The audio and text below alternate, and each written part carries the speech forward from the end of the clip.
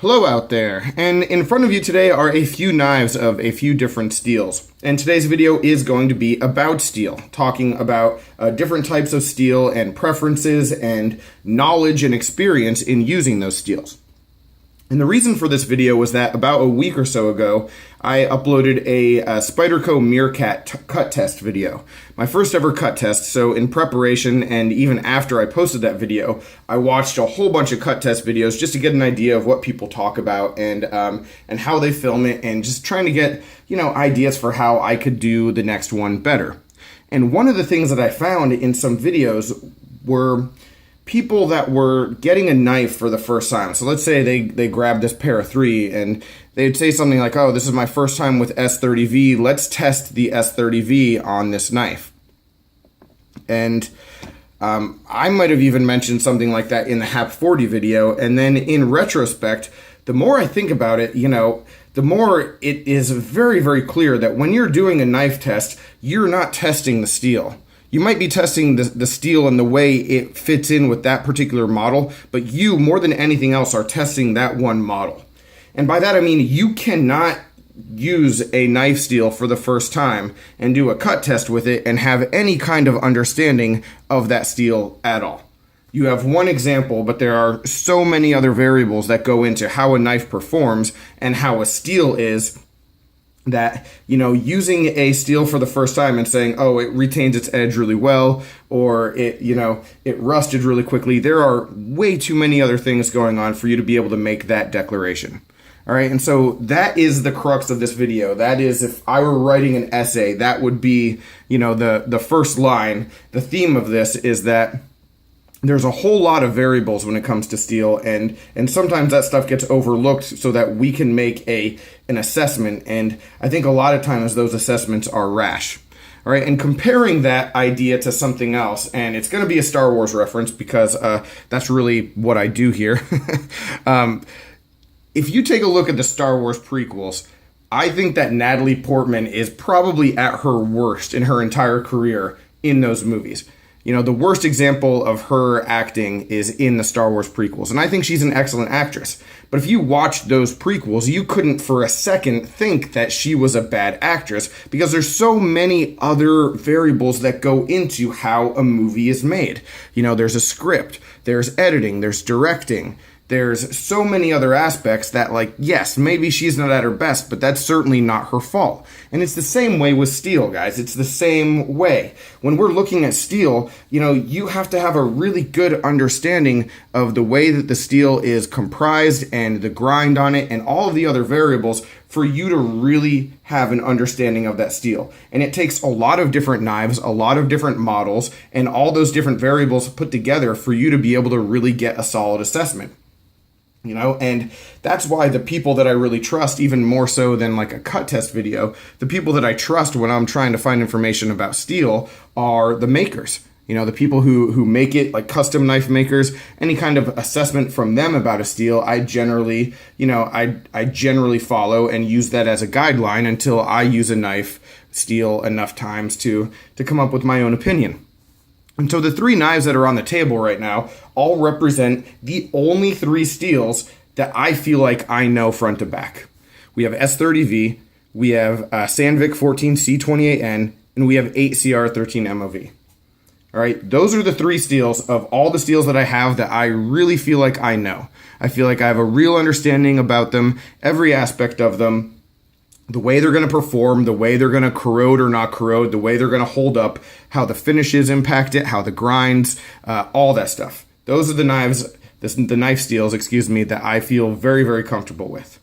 And just to be forthright with you, my knife collection right now is right around 100 different knives. And probably since I started collecting knives, I've had twice that, probably another 100 that came in and out. So, I have a lot of experience with other steels as well, but I just don't feel like I know every aspect about them and know everything to expect, because there are still constantly models that are surprising me. And we'll get back to that in just a minute. But let me start with S30V. So I'll take you through the three quickly that I feel like I know, and I'll explain why. So with S30V, you see the Para 3 right there. You see a Buck Vantage Force Pro. Here's a Kershaw S30V Blur, and then a couple Benchmates, the Freak, and I'll bring in the North Fork. So right off the bat, you see we have, just in this example right here, five different S30V knives from 4 different companies. So we're dealing with a number of different heat treats. We're dealing with different grinds, different blade shapes, different edge geometries, a whole ton of different things that when you use these knives repetitively over and over again, eventually all of the information and the feedback that you have from each model blends itself to give you an idea of the steel. And these are just a few. I have a ton more S30V, and it's probably the knife steel that I've used the most over, the past 3 or 4 years. And the reason why it's my favorite isn't so much that it's the best, but it's the one that I'm the most comfortable with. I know exactly what to expect, and we'll get into the other 2 steels real quickly in just a second. But while I'm talking about the knives that I use the most, for probably 2016, the 2 knives in my collection that I used the most were these: a Benchmade Mini Griptilian and my Browse Blades Bionic 2. What's funny, I'm not really like a huge black on black fan, but for some reason those were just the 2 knives I carried the most, and these are both in D2. D2 for last year was probably one of my favorite steels because I used these knives so much. But I don't really feel like I have that great of an understanding of D2. I have an excellent understanding of these 2 knives. I know exactly what these 2 knives are going to give me every time I use them. When I sharpen them, when I feel that edge, I know how long and, how long I'll be able to use it and what kind of tasks I'll be able to use it for and how well I have to maintain it, and I even know, is this coating going to wear, all that good stuff. But I don't know D2 as a whole. Not that well. I know these 2 knives, but there's a whole lot more with D2 that I need to get experience with before I'm able to make a judgment on the steel as a whole. All right. And now the other 2 knife steels that I feel really comfortable with, Sandvik 14C28N. We have the Kershaw Leak, which I've had more leaks than I can count, and more blurs as well. And then also, you can see the CRKT Swindle, and now Rake. I have a couple Rake knives with Sandvik, and just a whole bunch of other Kershaw models that have had it. So, just a ton of experience with that. And so again, as a mid-grade steel, I feel really good about it. But there are things that can happen and surprises that can come across that sort of change your opinion. And, maybe a few months ago, I would have said I felt the same way about VG10. Because I've used more Delicas than I can remember. And, I have this Centofonte 3, which is a favorite of mine, and I've had VG10 in a few other knives, a few other Spydercos that still have it, and then, now this Kizer Barbosa. But recently, a few months ago, with the Spyderco Stretch 2, I did, I was doing some testing with that knife, and the VG10 on that Stretch 2 outperformed every VG10 that I have ever held in my life.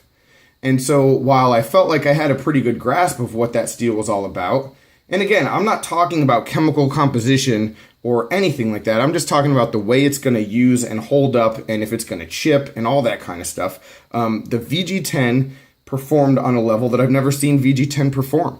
And so now I sort of have that question mark out there. Like, was it just that one particular knife? Was it, something that they did with that Stretch 2? Was it the grind? Was it what, And so now that's just sort of filed up in my mind. And now every time I use VG10, I think about that and I wonder, was that VG10 at its best?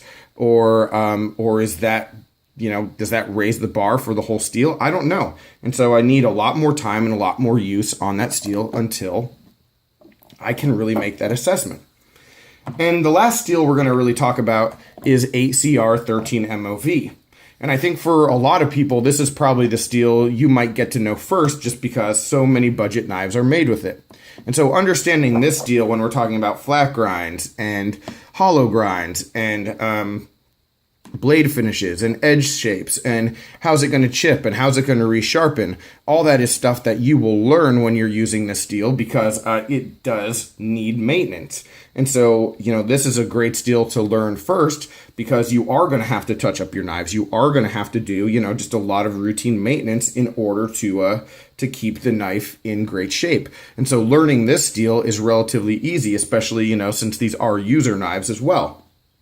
So definitely one that I feel like I know front to back.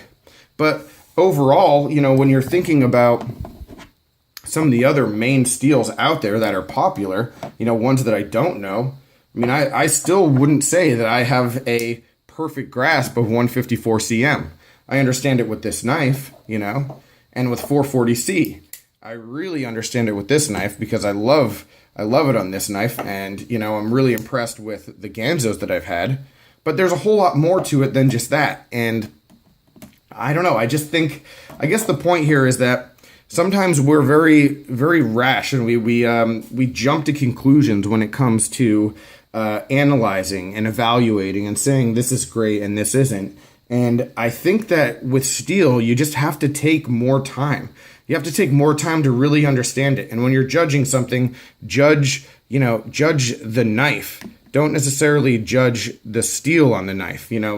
Take into account the fact that there's other variables. Take into account the fact that the script for the first three prequel Star Wars maybe wasn't that good, and you can't really say that the acting is all that bad because the rest of the movie wasn't great either. And judge the steel as a whole. And it takes a while to get enough information in order to be able to make that assessment. So, I don't know. I think that's really all I'm trying to say. I don't know how this video is going to come over or if this is something that anyone at all was interested in hearing, but just sort of my take on how steel is and how easy it is to misjudge things. So any questions, comments, complaints, suggestions, this is definitely one where I would like to hear from you down below. Let me know your thoughts. Let me know how you feel about certain steels, or if there's anything you feel 100% strong about. And yeah, I will definitely get back in touch with you because I'd love to hear those comments. All right, but thanks for watching and take care, and I will talk with you soon. Have a good one.